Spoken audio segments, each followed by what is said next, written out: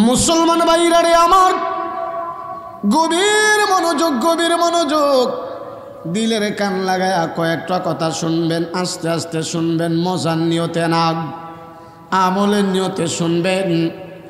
ওয়াজ করেছেন আমার নবী, ওয়াজটা গ্রহণ করেছেন হজরতে আলী। আমার নবী ডাক দিয়া বলেন, আলী রে, আজকে আমি তোমারে গুরুত্বপূর্ণ কয়েকটা ওয়াজ করব, তুমি শুনবানি। হজরতে আলী বলেন, নবী আমার, আপনি ওয়াজ করবেন আমি শুনব না, এটা হইতেই পারে না। আপনি কি ওয়াজ করবেন করেন, আমি শুনতে চাই। আমার নবী বলেন, আলী, তোমার প্রতি আমার 1 নাম্বার ওয়াজ, আজকে থেকে প্রতি রাত্রে ঘুমাইবার আগে তুমি 4000 দিনার আল্লাহর রাস্তায় সদকা করে ঘুমাইবা। হজরতে আলী বলেন, নবী আমার, কোনোদিন আমার ঘরের চুলায় আগুন জ্বলে, কোনোদিন জ্বলে ওই না, আমি কেমনে প্রতি রাত্রে 4000 দিনার সদকা করে ঘুমাইব? আমার নবী বলেন, আলী রে, তুমি যদি রাত্রের বেলা ঘুমাইবার আগে মাত্র 4 বার সূরা ফাতিহা পড়ে ঘুমাইতে পারো, 4000 দিনার আল্লাহর রাস্তায় সদকা করে যেই সওয়াব, আমার আল্লাহ সম পরিমাণ সওয়াব তোমাকে দান করবে। সুবহানাল্লাহ। আরো জোরে বলেন না সুবহানাল্লাহ। আমার নবী বলেন, আলী, ও আলী, তোমার প্রতি আমার 2 নাম্বার ওয়াজ, আজকে থেকে প্রতি রাত্রে ঘুমাইবার আগে তুমি 30 পারা কোরআন খতম করে ঘুমাইবা। আলী বলেন, নবী আমার, আমি যদি এশারের নামাজের পরে কোরআন তালাওয়াত শুরু করে দেইনি, ফজরের আজান দিবে, আমার 30 পারা কোরআন শেষ হতে পারে না হতে পারে। আমি খতম করব কোন সময় আর ঘুমাবো কোন সময়?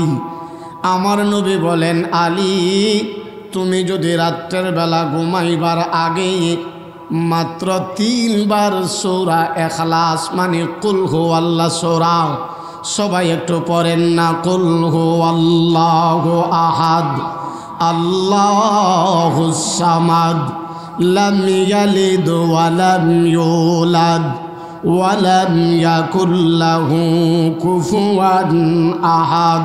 আল্লাহু আকবার, আল্লাহু আকবার। আমার নবী বলেন, আলী, তুমি যদি রাত্রের বেলা ঘুমাইবার আগে 3 বার সূরা ইখলাস পড়ে ঘুমাইতে পারো, 30 পারা কোরআন খতম করলে যেই সওয়াব, আমার আল্লাহ সম পরিমাণ সওয়াব তোমাকে দান করবে।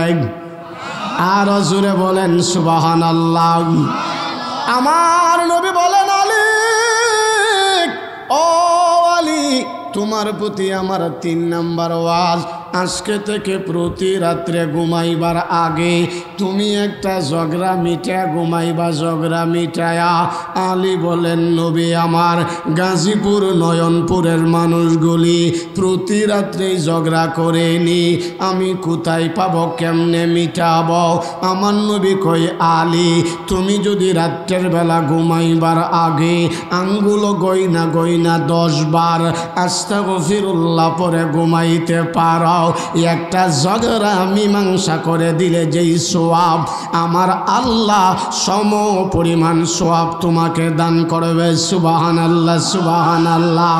আমার নবী বলেন, আলী, তোমার প্রতি আমার সর্বশেষ ওয়াজ রে আলী, আজকে থেকে প্রতি রাত্রে ঘুমাইবার আগে তুমি জান্নাতের মূল্য দিয়া ঘুমাইবা, দাম দিয়া ঘুমাইবা। আলী বলেন, নবী, পৃথিবীর এমন কোনো মানুষ আসেনি জান্নাতের মূল্য দিবে দূরের কথা, একটা ইটের মূল্য পৃথিবীর কেউ দিতে পারবে নি, আমি কেমনে দিব? আমার নবী কয়, আলী, তুমি যদি রাতের বেলা ঘুমাইবার আগে মাত্র 3 বার দুরূদ শরীফ পড়ে ঘুমাইতে পারো, তাহলেই জান্নাতের মূল্য দেওয়া হয়ে যাবে। সুবহানাল্লাহ, সুবহানাল্লাহ। এই জন্য আল্লাহ বলেন ফাযাক্কির, নবী আপনি ওয়াজ করেন, ইন্নামা আনতা মুযাক্কির, আপনিই তো ওয়াজ করবেন। আমার নবীর চাইতে বড় বক্তা পৃথিবীতে আর কেউ নাই। ওয়াজ করেছেন আমার নবী, ওয়াজটা গ্রহণ করেছেন হযরতে আলী। আমার নবী বলেন, আলী, ও আলী, আমি শুধু তোমাকে ওয়াজ করি নাই রে আলী, তোমারে লক্ষ্য করে দুনিয়ার সমস্ত মানুষকে আমি ওয়াজ করেছি। ও আলী, যদি এই গাজীপুর নয়নপুরের মানুষগুলি আজকের ওয়াজ মাহফিল থেকে বাসায় যাইয়া ঘুমানোর আগে আগে এই আমলগুলি চালু করে দিতে পারে, দুনিয়ার প্রত্যেকটা ঘাটে ঘাটে তারা সম্মানী হবে, মরার পরে হাসতে হাসতে জান্নাত চলে যাবে। সম্মানিত সুধী, এই জন্যই আমি প্রথমে বললাম সারা অঙ্গে ব্যথা, ওষুধ দিব কোথায়, কোন ওয়াজ করব আর কোনটা রাখব। বর্তমান এই বাংলাদেশে শীতের মৌসুমে টেকনাফ থেকে নিয়ে তিতুলিয়া পর্যন্ত প্রতি রাত্রে শত শত নয় হাজার হাজার কোরআনের মাহফিল হচ্ছে, কিন্তু তুলনামূলক মানুষের হেদায়েত বড় কম হচ্ছে।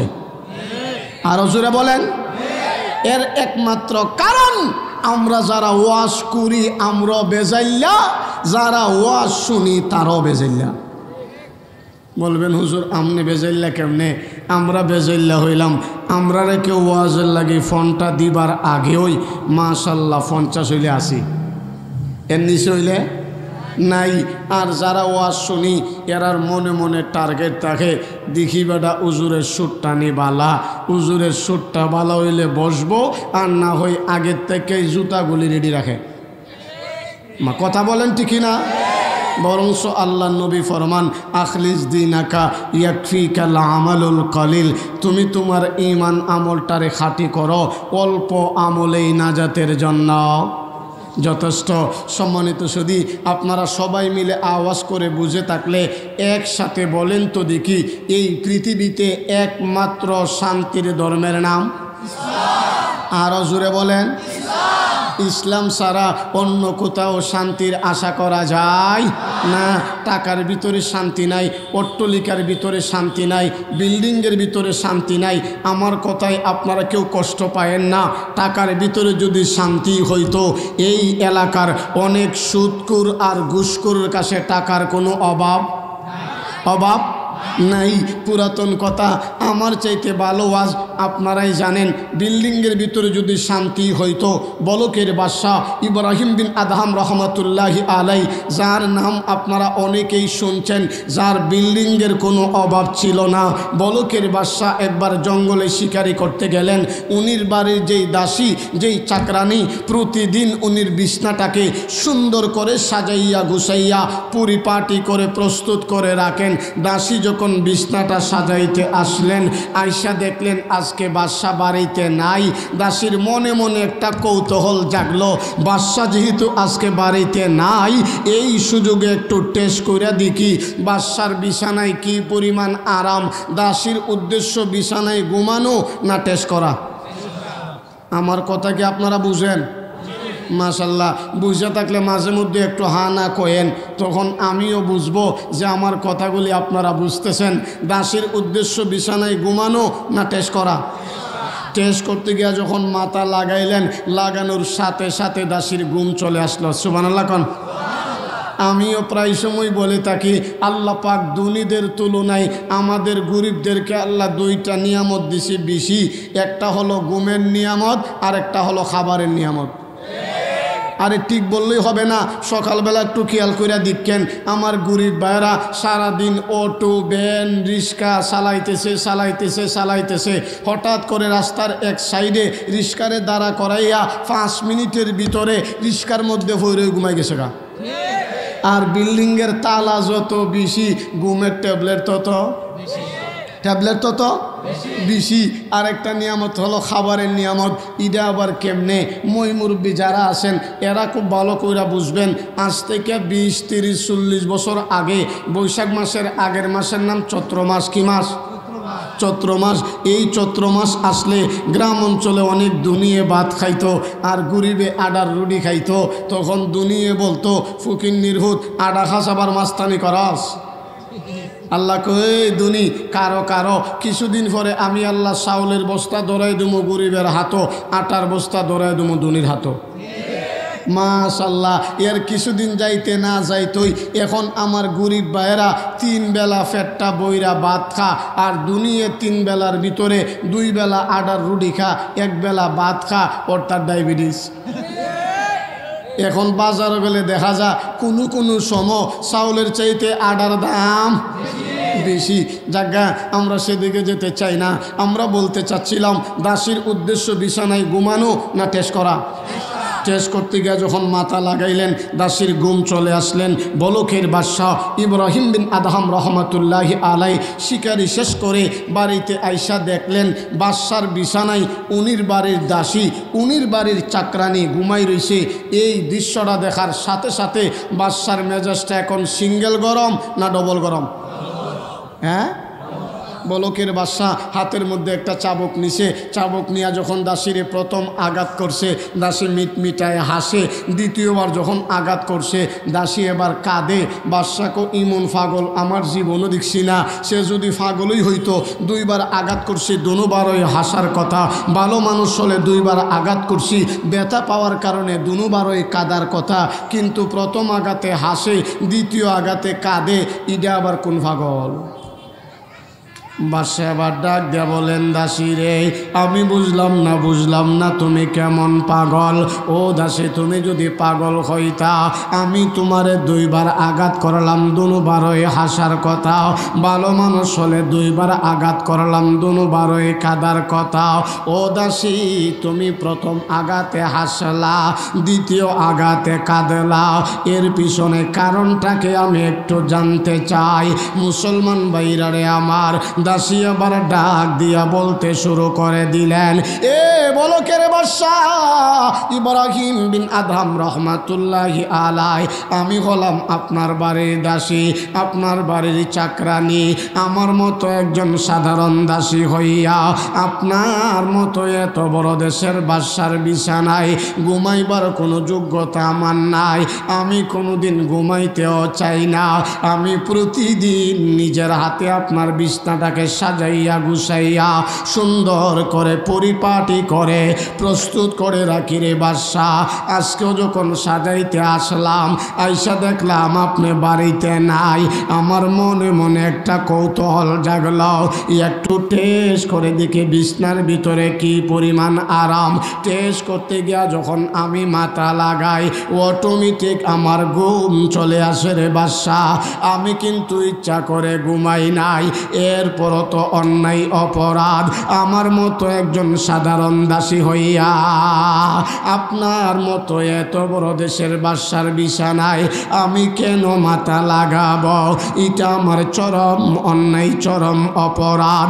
এ বলকের বাদশা ইব্রাহিম বিন আদহাম রহমাতুল্লাহি আলাই এই জন্য আপনি যখন আমাকে প্রথম আঘাত করলেন আমার মনে মনে একটা আনন্দ আসলো। মনে হয় আমার অন্যায়টা ক্ষমা হয়ে গেছে, মনে হয় আমি মাপ পাইয়া গেছি। এই জন্য আমি আনন্দে হাসলাম। বাদশা বলেন দাসী রে প্রথম আঘাতে তুমি মাপ পাওয়ার আশায় হাসলা আমি বুঝলাম, দ্বিতীয় আঘাতে তুমি কেন কাঁদলা? দাসী আবার বলেন বাদশা রে দ্বিতীয় আঘাতে আমি আমার জন্য কাঁদি নাই রে বাদশা, আপনার জন্য আফসোস করে আমি কাঁদছি। বলে আমার জন্য কিসের আফসোস? আমার জন্য তোমারে তো মায়া দয়া কোন দিন থেকে হলো? এ বলো কেন বাদশা ইব্রাহিম বিন আদহাম রহমাতুল্লাহি আলাইহি, আমি অনিচ্ছাকৃত বশত আপনার বিছানায় ঘুমানোর কারণে আপনি একটার পরে একটা আমাকে আঘাত করতে শুরু করে দিলে, কিন্তু আপনি যে আমার মালিক আল্লাহরে বলিয়া দিনের পরে দিন রাইতের পরে রাত নরম বিছানায় ঘুমাইতেছেন রে বাদশাহ। আমার মালিকের কাঠগড়ায় আপনার জন্য কত বেত্রাঘাত জানি রেডি হয়ে গেছে রে বাদশাহ, আমি সেই আফসোস করে আপনার জন্য কাঁদতেছি। সম্মানিত সৌদি, দাসী যদিও দাসী, কথাটা কি দাসীর মতোই বলছে না? চমৎকার শিক্ষণীয় উপদেশমূলক কথা। তাহলে সব কথার মূল কথা একটাই, ওয়াজ আমরা সবাই জানি, কিন্তু আমলের বড় অভাব। আচ্ছা, আপনারা সবাই মিলে একসাথে আওয়াজ করে বুঝে থাকলে বলেন তো দেখি, সব সমস্যার সমাধান একমাত্র দিতে পারে আল কোরআন। এই কোরআন থেকে আলোচনা হবে একটু পরেই। আজকের মাহফিলের মধ্যমণি শাইখুত তাফসীর আল্লামা খরশিদ আলম কাসেমি হাফিজাহুল্লাহ তাআলা হাফিজাহুল্লাহ বারাকাল্লাহু ফি হায়াতি, সকলে বলেন আমিন।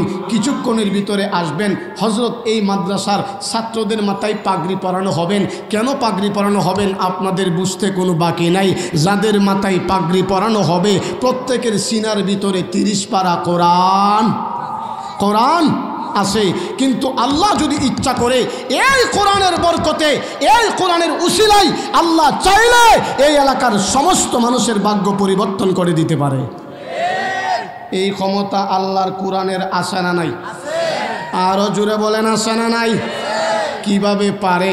বাস্তব একটা প্রমাণ না দিলে আপনারা বুঝবেন না। পৃথিবীর বহুত বড় একজন পণ্ডিত, বহুত বড় একজন পর্যটক, নাম ছিল আল্লামা ইবনে বতুতা। উনি পৃথিবীর অধিকাংশ দেশেই ঘুরে ঘুরে সফর করতেন। উনি যখন কোনো দেশে সফর করতে যাইতেন, ওই দেশের মধ্যে গিয়া যেই আশ্চর্য জিনিসগুলি পাইতেন উনি তার একটা ডায়েরির মধ্যে করে লিখে নিয়ে আসতেন। বিদায় উনির ডায়েরিটার নামই ছিল সফর নামায়ে আল্লামা ইবনে বতুতা। উনি একবার সফর করতে গেলেন মালদ্বীপে। একটা দেশের নাম মালদ্বীপ, নাম শুনছেন? চতুর্দিকে সাগর, মাঝখানে দ্বীপ, তার নাম? আরে আওয়াজ করে বলেন না, তার নাম মালদ্বীপ। উনি একবার মালদ্বীপে সফর করতে গেলেন। মালদ্বীপে সফর করতে গিয়া দেখেন মালদ্বীপের 100% মানুষ মুসলমান। সুবহানাল্লাহ কালকে কইবেন। পৃথিবীর এমন কোনো দেশ নাই যেই দেশের 100% মানুষ মুসলমান।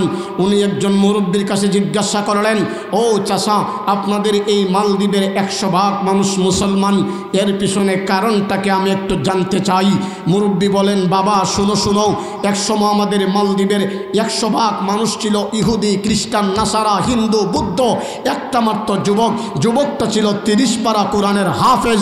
এই যুবকটার উসিলাই সমস্ত মালদ্বীপের মানুষেরা এই যুবকের খোদার কালিমা পড়ে মুসলমান হয়ে যান। বলে বিষয়টা বুঝলাম না, একটু বিস্তারিত বলুন। আপনারাও ধৈর্যের পরিচয় দিয়া এদিক সেদিক না তাকায়া আমার দিকে তাকায়া একটু বিস্তারিত শুনুন। একসময় একটা ব্যবসায়ী কাফেলা স্টিমারের মধ্যে করে মালদ্বীপের কিনারা দিয়া কোথায় যেন যাইতেছিলেন। একেবারেই মালদ্বীপের কাছাকাছি এসে ঝড় তুফানের কবলে পড়ে জাহাজটা ডুবে সকল প্যাসেঞ্জার মারা গেছে। একটা মাত্র যুবকটা ছিল 30 পারা কোরআনের হাফেজ। যুবকটার নাম ছিল হাফেজ আবুল বারাকাত। এই যুবকটা বাঁচতে বাঁচতে মালদ্বীপের কিনারায় গিয়ে আশ্রয় নিয়েছে, কিন্তু মালদ্বীপের মানুষেরা তারে আশ্রয় দেয় না দেওয়ার অনেকগুলি কারণ। তার মধ্য থেকে উল্লেখযোগ্য একটা কারণ হলো, এক দেশ থেকে অন্য দেশে গেলে প্রথমত সেই দেশের ভাষাটা না বোঝাই স্বাভাবিক। দেখেন না আমাদের ছোট্ট একটা মাতৃভূমি বাংলাদেশের ভিতরে কত কোয়ালিটির ভাষা, এক জেলার সাথে আরেক জেলার কোনো মিল নাই। আমাদের ছোট্ট একটা মাতৃভূমি বাংলাদেশের ভিতরে যদি ভাষার এত পরিবর্তন হইতে পারে, এক দেশ থেকে অন্য দেশে গেলে প্রথমত সেই দেশের ভাষাটা না বোঝাই স্বাভাবিক। যাই হোক, কিছুদিন যাওয়ার পরে মালদ্বীপের মানুষেরও তার কথা কিছু বুঝে, সেও মালদ্বীপের মানুষের কথা কিছু বুঝে। তখন মালদ্বীপের একজন বিধবা মহিলা তাকে আশ্রয় দিয়েছেন। সাধারণত আমাদের পুরুষ থেকে আমাদের কলিজার টুকরা মা বোনদের দয়া মায়া একটু আরে কম না বেশি? দিন যাইতেছে, রাত পোহাইতেছে, হঠাৎ করে হাফেজ আবুল বারাকাত ঘরের ভিতরে আইসা দেখলেন যেই মহিলাটা তাকে আশ্রয় দিয়েছে এই মহিলাটা ঘরের একটা কোনায় বসে জোর করে কাঁদতেছে। জিজ্ঞাসা করলেন, চাচি আপনি কেন কান্দেন? বলে, বাবা আমার ঘরে যে একটা মেয়ে আছে ওই মেয়েটার আগামীকালকে মৃত্যু নিশ্চিত। কুল্লু নাফসিন যায়কাতুল মাউত, মানুষ মরণশীল, একদিন তো মরবেই, আগামীকালকেই আপনার মেয়েটা মরবে, এটা আপনি কেমনে জানলেন? বলে, বাবা আমাদের মালদ্বীপের একটা নিয়ম হলো প্রতি বছর একজন সুন্দরী মেয়েরে সাজাইয়া গুছাইয়া অলংকার পরাইয়া নির্ধারিত টাইমে মালদ্বীপের কিনারায় একটা দেবতা ঘর আছে, ওই ঘরের মধ্যে নিয়ে ঢুকাইয়া বাহিরে দিয়া তালামাইরা চলে আসে। গভীর রজনী সাগর থেকে একটা দানব আসে, মেয়েটার সাথে অপকর্ম করে, যাওয়ার সময় মেয়েটাকে মেরে ফেলে চলে যায়। এটাই হলো আমাদের মালদ্বীপের নিয়ম, মালদ্বীপের প্রথা। আগামীকালকে আমার এই মেয়েটার পালা, আগামীকালকে। হাফিজ আবুল বারাকাত এবার ডাক দেয়া কই, চাচি আমার। ও চাচি আপনার কানতে হবে না, কানতে হবে না। চাচি গো আপনি আপনার কান্না বন্ধ করেন। বলেন কেন? ও চাচি আপনি আমার উপকার করেছেন, আমি আপনার একটু উপকার করতে চাই। আমাদের গ্রাম্য ভাষায় একটা প্রবাদ বাক্য আছে, যার নুন খাও তার গুণ গাও, না গাইলে তুমি নিমুখ হারাম। বলে, কি উপকার? ও চাষি আমি নৌজোয়ান যুবক, এখন পর্যন্ত আমার দাড়ি মুস্কি চুটে নাই, আপনার মেয়েটাকে লুকাইয়া আমাকে শাড়ি অলংকার পরাইয়া নির্ধারিত টাইমে পুলিশের হাতও তুলে দেন। মহিলা বলেন, বাবা এটা কি করে সম্ভব? তুমি হইলা মুসাফির মেহমান। না গো চাষি আমি আমার মন থেকে বলতেছি। এবার মহিলার মেয়েটাকে লুকাইয়া হাফেজ আবুল বারাকাতের শাড়ি অলংকার পরাইয়া নির্ধারিত টাইমে মালদ্বীপের পুলিশের হাতও তুলে দিলেন। পুলিশ মালদ্বীপের কিনারায় দেবতাগড়ের মধ্যে নিয়ে ঢুকাইয়া বাহিরে দিয়া তালা মাইরা চলে আসলো। গভীর রজনী, মালদ্বীপের সমস্ত মানুষ ঘুমের গরম মগ্ন। এমন সময় দেখতে পান বিশাল আকৃতির একটা দানব পানিগুলো উছলাইয়া দেবতাগড়ের দিকে আগায় আসতেছে। হাফেজ আবুল বারাকাত চিন্তায় পড়ে গেলেন, এ রব্বুল আলামিন, আমি এমন একটা ঘরের ভিতরে আবদ্ধ যেই ঘরের বাহিরে দিয়া তালা মারা, বাহির হওয়ার কোনো সুযোগ নাই। প্রভু গো এমন কোনো অস্ত্র আমার কাছে নাই যেই অস্ত্র দ্বারা আমি দানবের মোকাবেলা করব। কি করে কি করতে পারে চিন্তায় পড়ে গেলেন। হঠাৎ করে আমার মালিক আমার আল্লাহ তার মাথার মধ্যে সূক্ষ্ম জ্ঞান দিয়া দিলেন। হাফেজ আবুল বারাকাত বলেন, প্রভু হ্যাঁ আমার চিন্তার কোনো কারণ নাই, টেনশনের কোনো কারণ নাই, আমার কাছে একটা শক্তি আছে, এর চাইতে দামি শক্তি এই পৃথিবীতে আর কিচ্ছু হতে পারে না। এই শক্তির নাম হইল মহান রব্বুল আলামিনের কালাম। হাফেজ আবুল বারাকাত এবার তেলাওয়াত শুরু করে দিলেন, আউযু বিল্লাহি মিনাশ শাইতানির রাজিম। আউযু বিল্লাহ শব্দের অর্থই হইল আমি বিতাড়িত শয়তান থেকে পানা চাই। বাবারা আওয়াজ করে বুঝে থাকলে বলেন, সাগর থেকে যে দানবটা আসতেছে ইদা শয়তান না ফেরেশতা? আরো জোরে বলেন। মুসলমান ভাইরা রে আমার, আউযু বিল্লাহর ধাক্কা দানবটা শৈলগে লাগছে। দানবটা আগাইতে পারে না, পিছাইতে পারে না, মধ্যখানে স্টপ। হাফেজ আবুল বারাকাতের কাছে ক্ষমা চাই। ও মুসলমানের যুবক, আমাকে ছেড়ে দাও, আমি আর কোনোদিন মালদ্বীপে আসব না। হাফেজ আবুল বারাকাত বলেন, এইভাবে সারা যায় না, তুমি মালদ্বীপের মানুষের ঈমান নষ্ট করে ফেলেছ। হাফেজ আবুল বারাকাত আল্লাহর কোরআনের তেলাওয়াতের মাধ্যমে মাধ্যমে দানবটাকে বন্দি করে ফেলছে, আটকাইয়া ফেলছে। আগাইতে পারে না, পিছাইতে পারে না, মধ্যখানে স্টপ। হাফেজ আবুল বারাকাতের কাছে ক্ষমা চাই। এক পর্যায়ে দানবটার কাছ থেকে জনমের মতো ওয়াদা লইয়া দানবটাকে ছেড়ে দিলেন, ডুব দিয়া সাগরে চলে গেল। সকালবেলা পুলিশ গিয়া দরজা খুলবে মরা লাশ আনার জন্য। পুলিশ গিয়া দরজা খুলে দেখে একজন নৌজওয়ান যুবক পুরুষ। সুবহানাল্লাহ, সুবহানাল্লাহ। রাখলাম দি মহিলা, পুরুষ কোথায় থেকে আসলো? বলে না না না না, যেই মেয়েটাকে রাখার কথা ছিল খবর নিয়ে দেখেন উনি তার বাড়িতেই আসে। তাহলে তুমি কে, কি তোমার পরিচয়?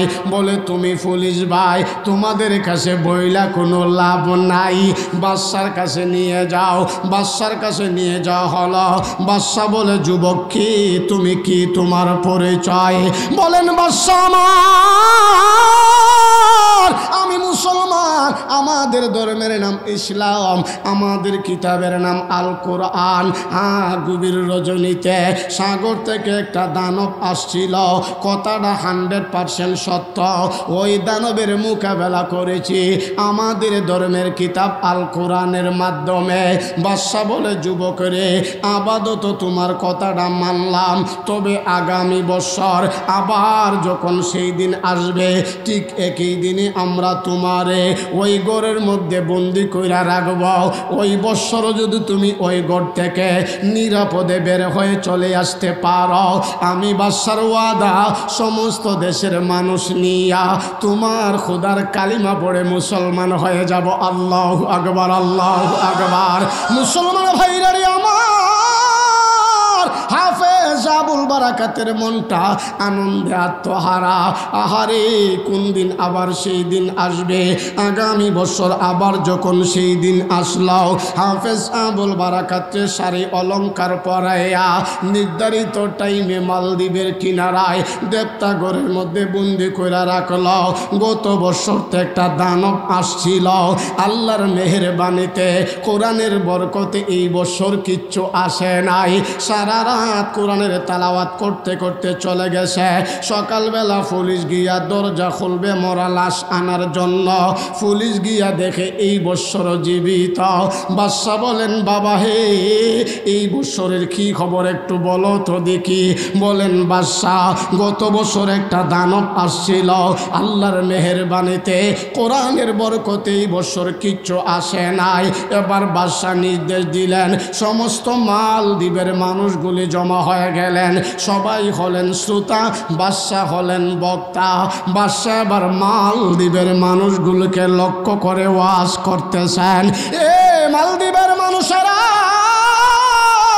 প্রতি বছর একজন সুন্দর মেয়ের সাজাইয়া গুছাইয়া অলঙ্কার পরাইয়া নির্ধারিত টাইমে মালদ্বীপের কিনারায় দেবতাগড়ের মধ্যে নিয়ে বুক দেওয়া হইত, না হয় মালদ্বীপের কোটি কোটি বিলিয়ন ক্ষতি হয়ে যেত। একটা মাত্র যুবক, আবার সাধারণ কোনো যুবক না, যেই যুবকের সিনায় আছে 30 পারা কোরআন, এই যুবকের উসিলাই আমরা এত বড় ক্ষতি থেকে মুক্তি লাভ করতে পেরেছি। এবার বলো বলো তোমরা এই যুবকের ধর্ম গ্রহণ করবা কি না?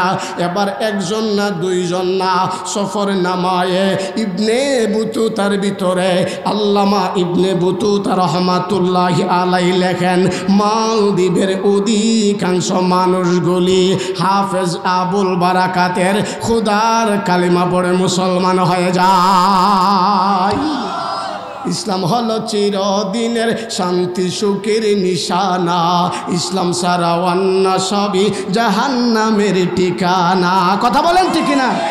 ইসলাম হলো চিরদিনের শান্তি সুখের নিশানা, ইসলাম সারা ওয়ান্না সবই জাহান্নামের ঠিকানা। কেউ বা করে গণতন্ত্র, কেউ বা আবার সমাজতন্ত্র, কেউ বা করে গণতন্ত্র, কেউ বা আবার সমাজতন্ত্র, সবগুলি পেট পূজারি বন্ডামি আর বাহানা। ইসলাম সারা ওয়ান্না সবই জাহান্নামের ঠিকানা, ইসলাম হলো চিরদিনের শান্তি সুখের নিশানা, ইসলাম সারা ওয়ান্না সবই জাহান্নামের ঠিকানা। কথা বলেন ঠিক কিনা?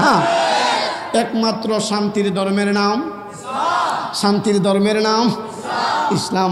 সম্মানিত সুধী, এই জন্যই আমি প্রথমেই বলেছিলাম সারা অঙ্গে ব্যথা, ওষুধ দিব কোথায়, কোন ওয়াজ করব আর কোনটা রাখব। বর্তমান আমাদের বাংলাদেশে, বর্তমান আমাদের এই মানচিত্রের ভিতরে দলাদলির কোনো অভাব নাই। দেখবেন কেউ আওয়ামী লীগ, কেউ বিএনপি, কেউ জাতীয় পার্টি, কেউ সুন্নি, কেউ ওহাবি, কেউ দোয়াল্লিন, কেউ জোয়াল্লিন, কেউ ফরিদপুরি, কেউ আট্রসি, কেউ দেওয়ানবাগি, কেউ চন্দ্রপুরি, কেউ সরমুনাই, কেউ সারসিনা, কেউ তাবলিগ, কেউ পাবলিক।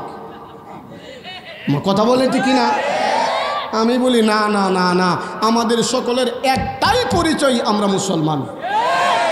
আমাদের সকলের একটাই পরিচয়, বুকে হাত দিয়ে বলেন আমরা ইমানদার। আমরা কিদার?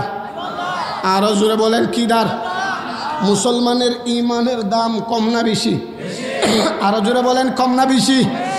কি পরিমাণ বেশি? আল্লাহ নবী ফরমান লা ইলাহা ইল্লাল্লাহ ফাদাখালাল জান্নাহ। যেই ব্যক্তি কালিমা পড়ছে, সরিষার দানা পরিমাণ ঈমান আছে, একদিন না একদিন হলো শাস্তি ভোগ করে এই লোকটা জান্নাত যাবেই যাবে, এতে কোনো সন্দেহ নাই। কিসের বদলতে? ইমানের বদলতে। তাহলে মুসলমানের ইমানের পাওয়ার, ইমানের স্পিড, ইমানের ভলিউম কম না বেশি? কি পরিমাণ বেশি? আমার একটা হাদিস মনে পড়ে গেছে। প্রসিদ্ধ একটা হাদিসের কিতাবের নাম মাসনাদে আহমদ নামক হাদিসের কিতাব। এই হাদিসের কিতাবে প্রসিদ্ধ একটা হাদিস আছে, মুহাদ্দিসিনে কেরামের পরিভাষায় এই হাদিসটার নামই হইল হাসির হাদিস। কিসের হাদিস? আপনারা মনে মনে বলবেন এতক্ষণ ভালো ওয়াজই করলেন, হাদিস আবার হাসির হই কেমনে? ইসলামে যেমন কান্না আছে তেমন হাসিও। আপনাদের বিশ্বাস হয় না? ইসলামে যে হাসি আসে এর বাস্তব একটা প্রমাণ দিয়ে ওই আমি হাসির হাদিসটা বলবো ইনশাল্লাহ। একদিন ফজরের নামাজের পরে আমার নবী সাহাবায়ে কেরামদেরকে নিয়ে মসজিদে নববীতে বসলেন। এই মজলিসের ভিতরে হজরতে আলী রাদিয়াল্লাহু তাআলা আনহু আছে।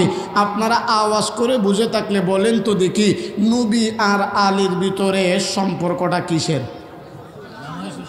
মাশাআল্লাহ। ঘটনাক্রমে এই মজলিসও বিশ্বনবীর দরবারে কিছু খেজুর হাদিয়া আসলো।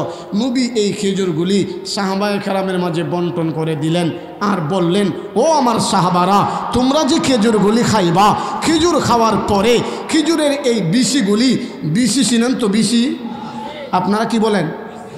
কেউ বলে বিচি, কেউ বলে গোটা, কেউ বলে আলি, কেউ বলে দানা। আমার নবী বলেন, ও আমার সাহাবারা, তোমরা যে খেজুরগুলি খাইবা, খেজুর খাওয়ার পরে খেজুরের এই বিচিগুলি প্রত্যেকে যার যার সামনে রাখবা।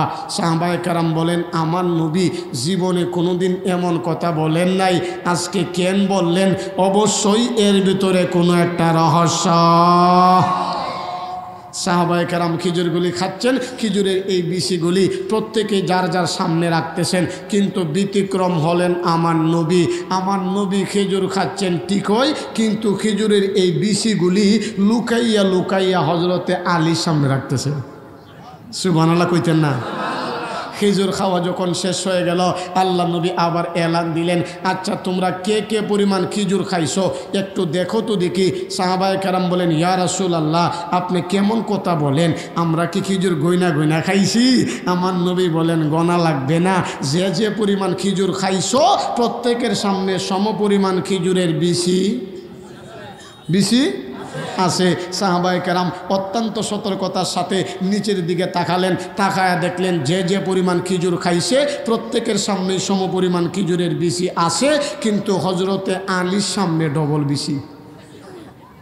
সাহাবায়ে কেরাম বললেন, আলী তুমি এত পেটুক, আমরা যা খাইছি আমাদের চাইতে তুমি ডবল খাইছ। হজরতে আলী একটু লজ্জা পাইলেন, কিন্তু লজ্জা পাইল বসে থাকার মতো কোনো ব্যক্তি না। অত্যন্ত আদবের সাথে, আপনি যদি অনুমতি দেন আমি একটা কথা বলতে চাই। বলে, কি কথা?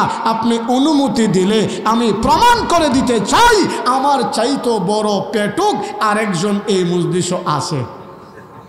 সুবহানাল্লাহ কইতেন না? আমার নবী বলেন তোমার চাইতে বড় পেটুক আবার কে? হযরত আলী বলেন নবী গো আমি সবার চাইতে খেজুর খাইছি ডবল, আমার সামনে খেজুরের বিশিও ডবল, এই জন্য আপনারা বললেন পেটুক।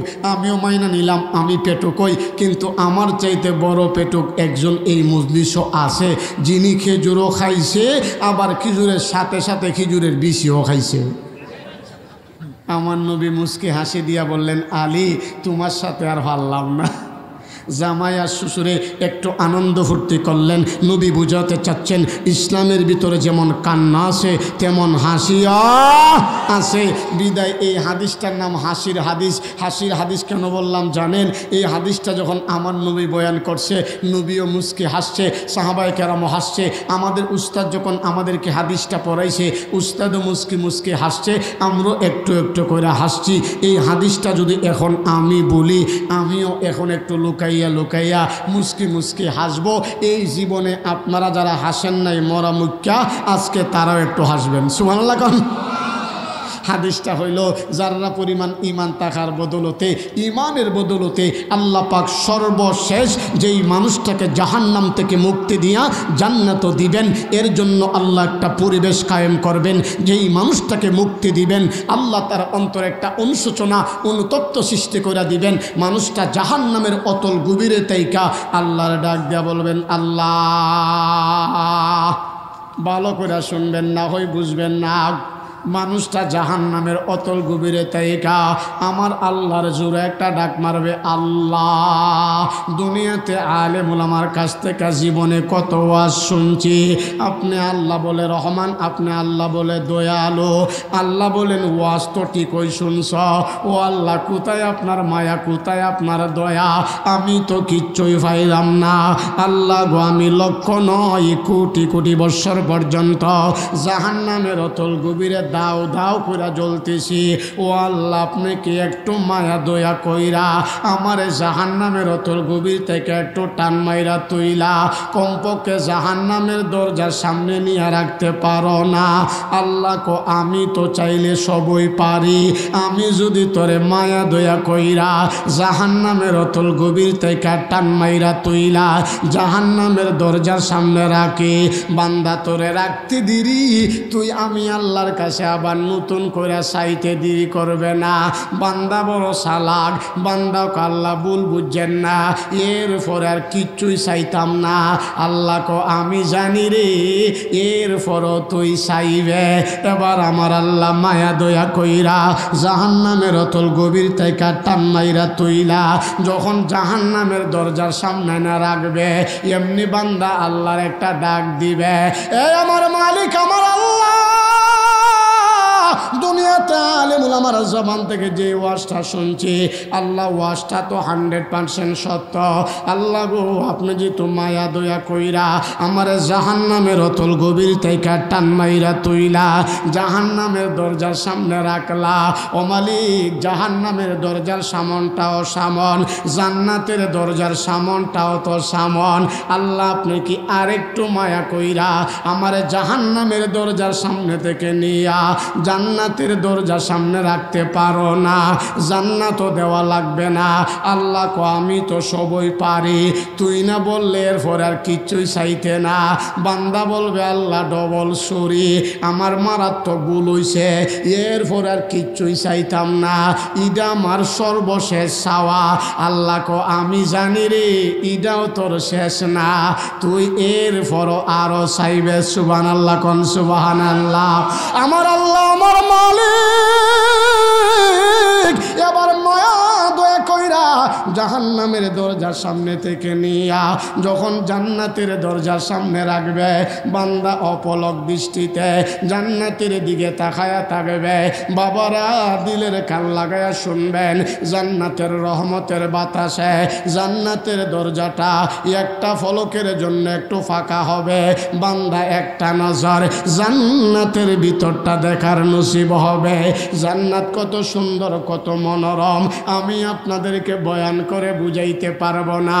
আজকে আমার বিষয়টা জান্নাত জাহান্নাম না, আমি কেমনে পারবো? হাদিসে কুরসি আমার আল্লাহ নিজেই বলেন, মালা আইনুন রাত ওয়ালা উজুনুন সামিআত ওয়ালা খাতারা আলা কলবি বাশার। আল্লাহ বলেন, আমি আমার মুমিন বান্দা বান্দির জন্য জান্নাতটা কত সুন্দর করে সাজায় গুছায় রাখছি। দুনিয়ার চোখ দেখে নাই, কানও কোনোদিন শুনে নাই, মানব অন্তর কোনোদিন কল্পনাও করতে পারে নাই। এত সুন্দর জান্নাত দেখার সাথে সাথে বান্দা পাগল পারা হয়ে আল্লাহর একটা ডাক দিবে, এ আমার আল্লাহ,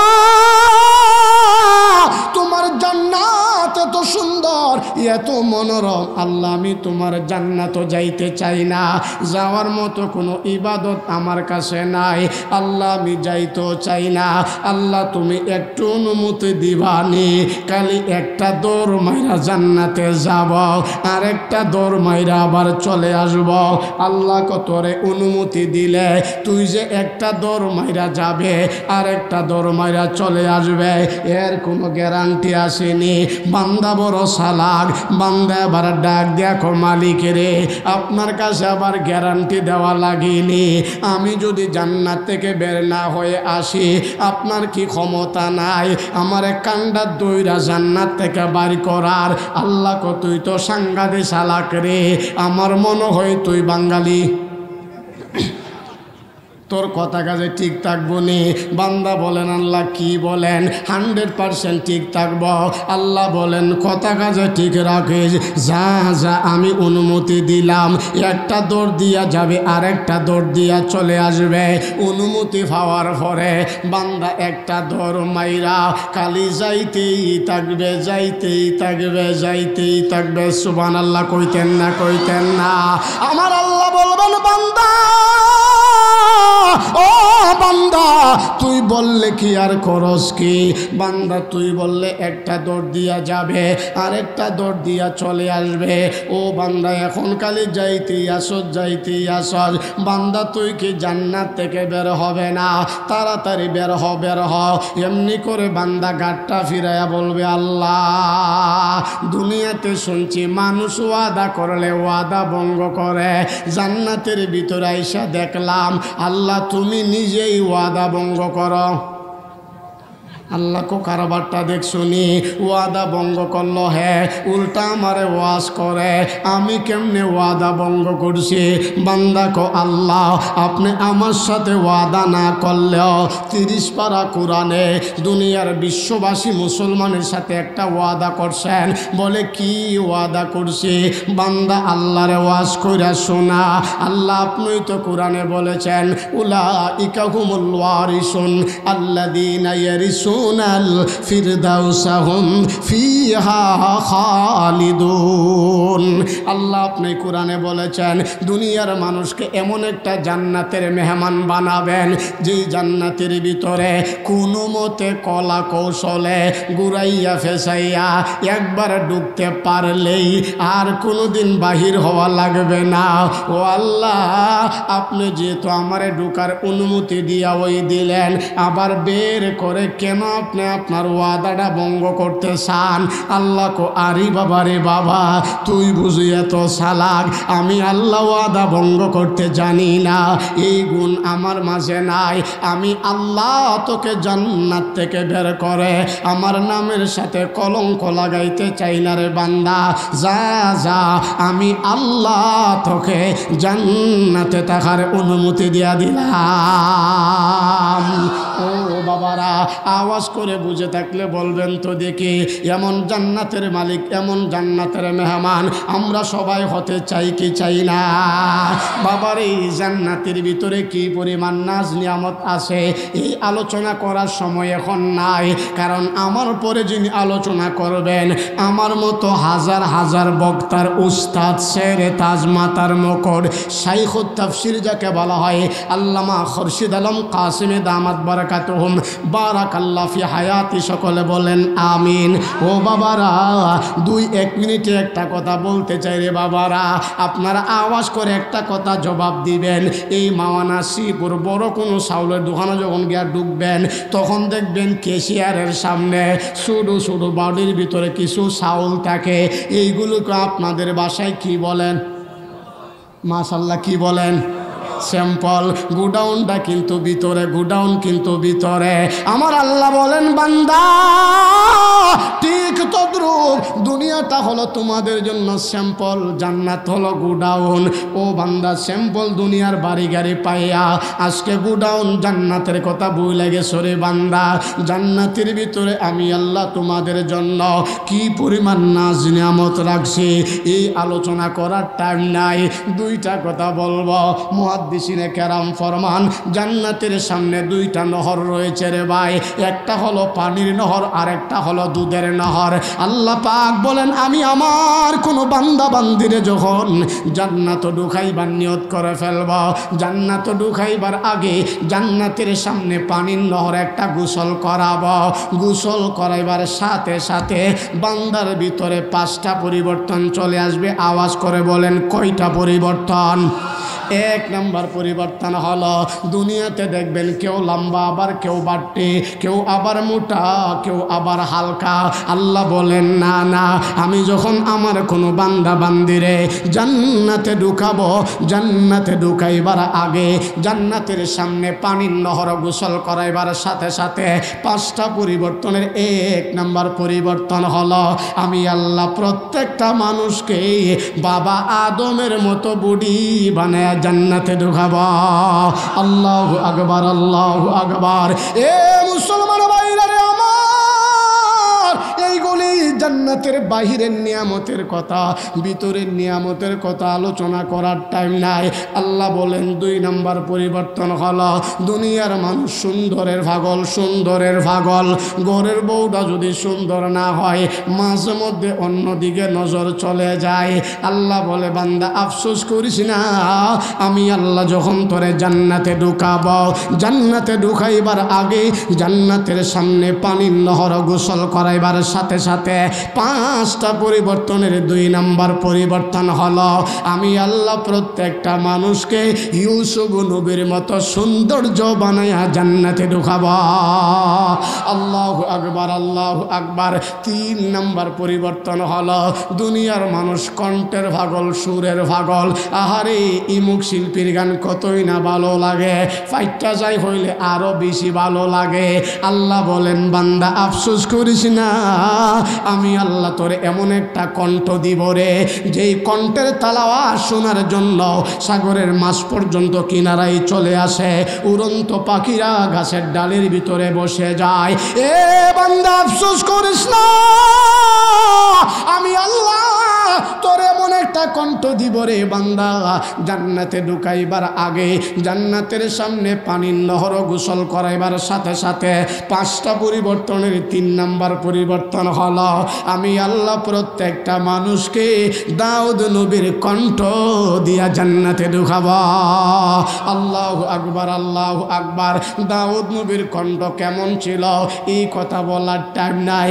আল্লাহ বলেন, 4 নম্বর পরিবর্তন হলো, দুনিয়াতে দেখবেন নির্বাচন আসার আগে প্রত্যেক এলাকাতে মানুষের স্লোগান দেই, স্লোগান, উমুক বাইরের চরিত্র ফুলের মতো পবিত্র, নামাজ পড়ে না একক তো মারো জুড়ে কন আল্লাহ কো বান্দা, না না, এমন চরিত্র দিয়ে আমি আল্লাহ তোরে জান্নাতে ঢুকাবো না। আমি আল্লাহ যখন তোরে জান্নাতে ঢুকাবো, জান্নাতে ঢুকাইবার আগে জান্নাতের সামনে পানির নহর গোসল করাইবার সাথে সাথে 5টা পরিবর্তনের 4 নম্বর পরিবর্তন হলো, আমি আল্লাহ প্রত্যেকটা মানুষকে বিশ্ব নবীর আখলাকার চরিত্র দিয়া জান্নাতে ঢুকাবো। আল্লাহ বলেন, 5 নম্বর পরিবর্তন, প্রত্যেকটা পুরুষকে 33 বছরের যুবক আর প্রত্যেকটা নারীকে 18 বছরের যুবতী বানায় জান্নাতে ঢুকাবো। ও বাবারা, এমন জান্নাতের মালিক, এমন জান্নাতের মেহমান আমরা সকলেই হতে চাই কি চাই না? আরো জোরে বলেন, চাই কি চাই না? এই জন্য আমি বলেছিলাম সব কথার মূল কথা একটাই, ওয়াজ আমরা সবাই জানি কিন্তু আমলের বড় অভাব। এই জন্য আল্লাহ পাক আমার তেলাওয়াতকৃত আয়াতের ভিতরে বলেন, ইয়া আইয়ুহাল্লাযীনা আমানু, ও ঈমানদারেরা, উদখুলু ফিস-সিলমি কাফা, ইসলামে ঢুকো পরিপূর্ণভাবে।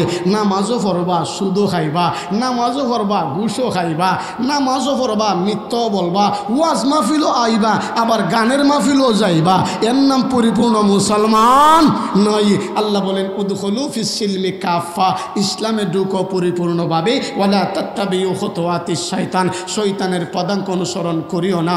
ইন্নাহু লাকুম আদুউম মুবিন, নিশ্চয় নিশ্চয় এই শয়তানগুলো হলো তোমাদের প্রকাশ্য দুশমন। সম্মানিত সুধী, মারকাজুল উলুম কওমি মাদ্রাসা ও এতিমখানার উদ্যোগে 2 দিনব্যাপী মাহফিলের আজকে সমাপনী দিন। একটু পরেই যিনি কোরআন থেকে তাফসির করতে আসবেন, উলামায়ে কেরাম যাকে শাইখুত তাফসির বলে থাকেন, আপনারা আমার সকলের কলিজার টুকরা, হৃদয়ের নয়নমণি, এদেশের অনেক অনেক উলামায়ে কেরামের আধ্যাত্মিক রাহবার হযরতুল আল্লাম হযরত মাওলানা খরশিদ আলম কাসেমি দামাত বারকাতুহুম বারাকাল্লাহ ফি হায়াতি, সকলে বলেন আমিন। সম্মানিত সুধী, একটু আগে আমি বলতে চাচ্ছিলাম, আল্লাহ যদি ইচ্ছা করে এই মাদ্রাসার একটা মাত্র হাফেজে কোরআনের উসিলায় আল্লাহ চাইলে এই এলাকার আশেপাশের সমস্ত মানুষের ভাগ্য পরিবর্তন করে দিতে পারে। এই ক্ষমতা আল্লাহর কোরআনের আছে না নাই? সম্মানিত সুধী, এই মাদ্রাসাটা নবীর বাগান। নবীর বাগান কার বাগান? আল্লাহ নবী একখান হাদিস শরীফে ইরশাদ করেন, লা ইউমিনু আহাদুকুম হাত্তা আকুনা হাব্বা ইলাইহি মিন ওয়ালিদিহি ওয়া ওয়ালাদিহি ওয়ান নাসি আজমাইন। শুনুন, যতক্ষণ পর্যন্ত এই এলাকার একজন মানুষ নিজের জীবনের চাইতেও আমার নবীকে সবচাইতে বেশি ভালো না বাসবে, ততক্ষণ পর্যন্ত খাঁটি ঈমানদার হতে পারবে না। এখন আপনারা বলবেন, হুজুর নবীরে কই পাইতাম, কেমনে ভালোবাসতাম? আল্লাহ নবী আরেকটা হাদিসে ইরশাদ করেন, মান আহাব্বা সুন্নতি ফাকাদ আহাব্বানি ওয়া মান আহাব্বানি কানা মাইয়া ফিল জান্নাহ। যে আমার সুন্নতকে মহব্বত করলো, যে আমার রেখে দেওয়া মারকাজুল উলুম কওমি মাদ্রাসাকে মহব্বত করলো, সে যেন স্বয়ং আমি নবীরে মহব্বত করলো। আর যে আমি নবীরে মহব্বত করবে, রোজ কিয়ামতের কঠিন ময়দানে হাসতে হাসতে আমার সাথে জান্নাতে যাবে। আমরা নবীর সাথে জান্নাত সবাই যেতে চাই কি চাই না? আওয়াজ করে বলেন, চাই কি চাই না? ভাইজান, আপনাদের পায়ের নিচে হাত রেখে বলতেছি, কারণ সব কথার মূল কথা একটাই, আল্লাহ চাইলে আজকের মাহফিলটাকে উসিলা বানায়া আপনাকে আমাকে মাফ করে দিতে এই ক্ষমতা আমার মালিকের আছে না নাই? আপনারা ভালো করে দেখছেন, নাম পড়ছেন, এই মাদ্রাসার নাম হলো মারকাজুল উলুম কওমি মাদ্রাসা এবং এতিমখানা। অনেক বাবাহারা সন্তানগুলি এই মাদ্রাসায় কোরআন পড়তেছেন। এই মাদ্রাসার দিন দিন উন্নতি হোক, তরক্কি হোক। আপনার আমার ছেলেরা এই মাদ্রাসায় কোরআন পড়ুক, আমরা সকলেই অন্তর থেকে চাই কি চাই না? আর জোরে বলেন, চাই কি চাই না? যদি চাই তাহলে আমি প্রথমে